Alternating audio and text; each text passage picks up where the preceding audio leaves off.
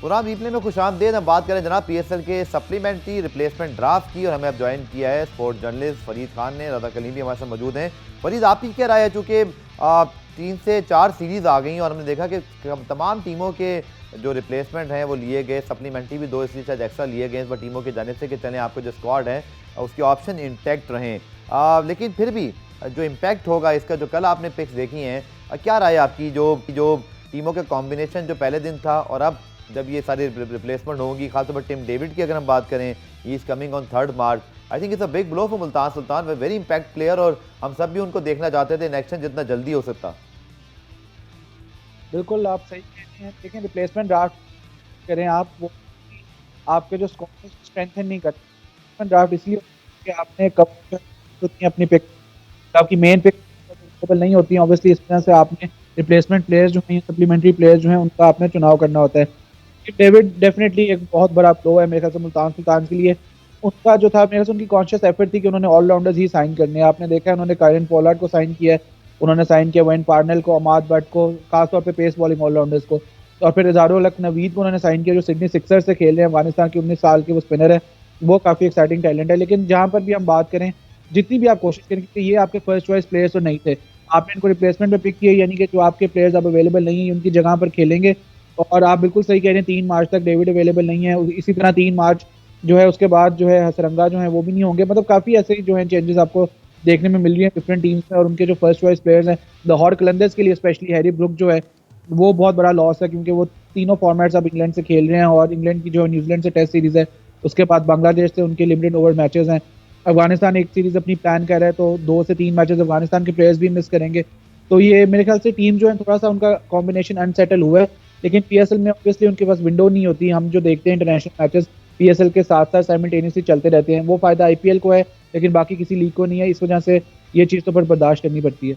बिल्कुल, और बहरहाल वो कहते हैं ना, समवन लॉस समवन गेन, तो बैन कटिंग जैसे इस बार पीएसएल में नहीं आ सके थे लेकिन कराची किंग्स ने पिक किया, तो ऐसा भी हुआ है रहा कि जैसे अमाद बट को हम देखें, हारिस सोहेल कल पेशावर ज़ल्मी में आ गए, तो यू नेवर नो कि किस प्लेयर के लिए कौन सी अपॉर्चुनिटी बन जाए। But I agree with Farid कि आपका जो फर्स्ट चॉइस आपका जो होता है, जो कि बहुत मुश्किल काम है, आपके जो ड्राफ्ट है जिसमें आपको ये सबसे पहले सोचना होता है कि अगर कोई गड़बड़ होगी तो प्लान बी क्या है, प्लान ए तो मतलब यहाँ पे सिंपल एक ऑप्शन होता है। तो उस लिहाज से पाकिस्तानी प्लेयर्स के लिए मुझे खुशी है, जैसे अमाद बट, हारिस सोहेल, कुछ और नाम अगर आपको याद आ रहे हैं, तो it's a good opportunity for them. शायद अहमद शहजाद मिस आउट हो गए, लेकिन बाकी तकरीबन मेन प्लेयर तो मौजूद हैं।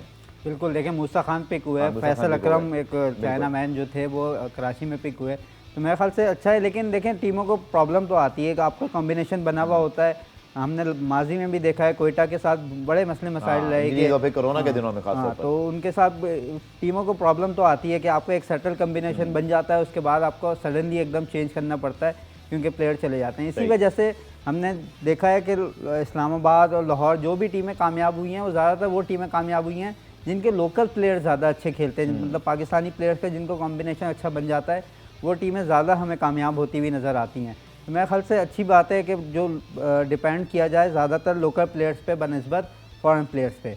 और दूसरा मेरे ख्याल से मैं अफगानिस्तान वाले प्लेयर्स की थोड़ी सी बात करूँगा कि उनकी एक सडन सीरीज़ आ रही है जो कि अभी तक प्लान भी नहीं है, तो मेरे ख्याल से वो पीसीबी अगर कोशिश करता, क्योंकि पीसीबी को भी अफगानिस्तान उन्होंने ऑफ़र की थी, तो पीसीबी शायद उनको एक ऑफ़र कर देता है हम आपसे एक एक्स्ट्रा सीरीज़ खेल लेंगे, तो वो इन दिनों पीएसएल के दिनों में वो अपने प्लेयर्स को रिलीज़ कर दें। शायद इस तरीके से थोड़ी एडजस्ट किया जा सकता था, अफगानिस्तान के प्लेयर्स एटलीस्ट अवेलेबल हो जाते। मेरे ख्याल से एक कोशिश पीसीबी को इस सूरत में करनी चाहिए थी अफगानिस्तान क्रिकेट बोर्ड के साथ कि शायद अफगानिस्तान के प्लेयर्स किसी तरीके से अवेलेबल करवाए जा सकें।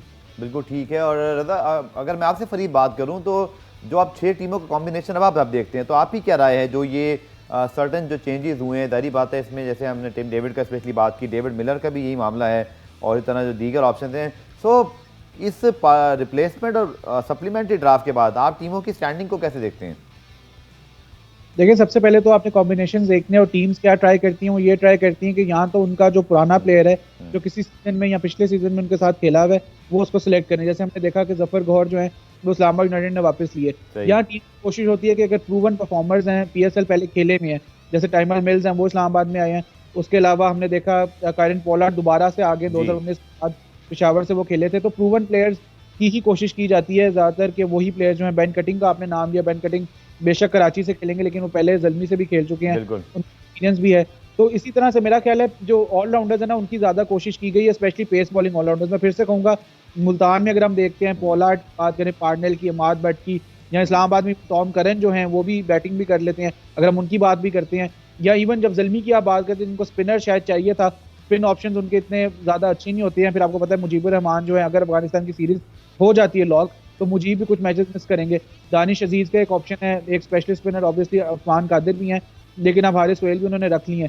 तो कोशिश टीम्स की ये रही है कि स्पिन ऑप्शन जो है अगर वो भी रखते हैं तो साथ साथ वो प्लेयर जो है थोड़ी बैटिंग भी करता हो। हमने देखा है कोयटा ने भी साउथ शकील को जो है वो रखा है, तो उनको ऑप्शन मिल जाता है।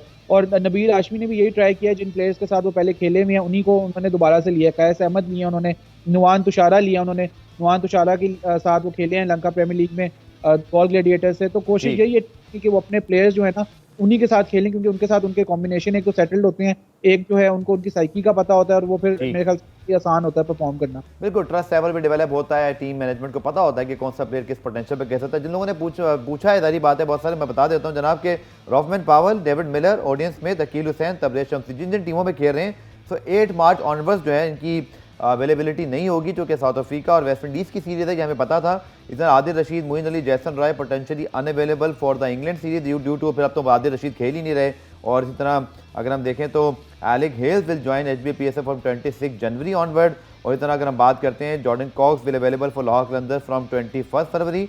और इसी तरह हसरंगा जो हैं वो 3 मार्च के बाद अवेलेबल नहीं होंगे, जबकि जैसे फरीद ने बताया, अफगानिस्तान क्रिकेटर्स में become unavailable to their team for the brief duration. लेकिन लगता है ये शायद 2 या 3 या 4 मैचेस होते हैं, बहुत लंबा नहीं होगा, लेकिन ये भी बहरहाल एक फैक्टर है। तो फ्रेंचाइज के लिए एक बहरहाल ये हमेशा लीग में होता है, जो कि वैसे मैंने मिसाल दी कि पाकिस्तानी प्लेयर्स भी जो BPL में अच्छा कर रहे हैं, इफ्तिखार और आमिर वगैरह, इन सबको भी वापस आना ही पड़ेगा, जो कि PCB ने एक पॉलिसी बनाई है कि उनकी फ्रेंचाइज को कुछ वक्त उनके साथ गुजारना है। तो बहरहाल आई एम प्रीटी श्योर कि इन सारी चीज़ों के बावजूद क्योंकि बहुत बड़ा फेस गुजरा, उसकी पूरी इन्फॉर्मेशन इन डेप्थ आपको दी ताकि आप उससे वाकिफ़ हो जाएँ।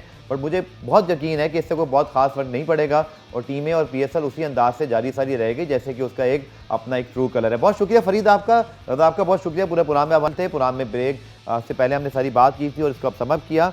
कल दोबारा से मुलाकात होगी, तब तक के लिए अल्लाह हाफ़िज़।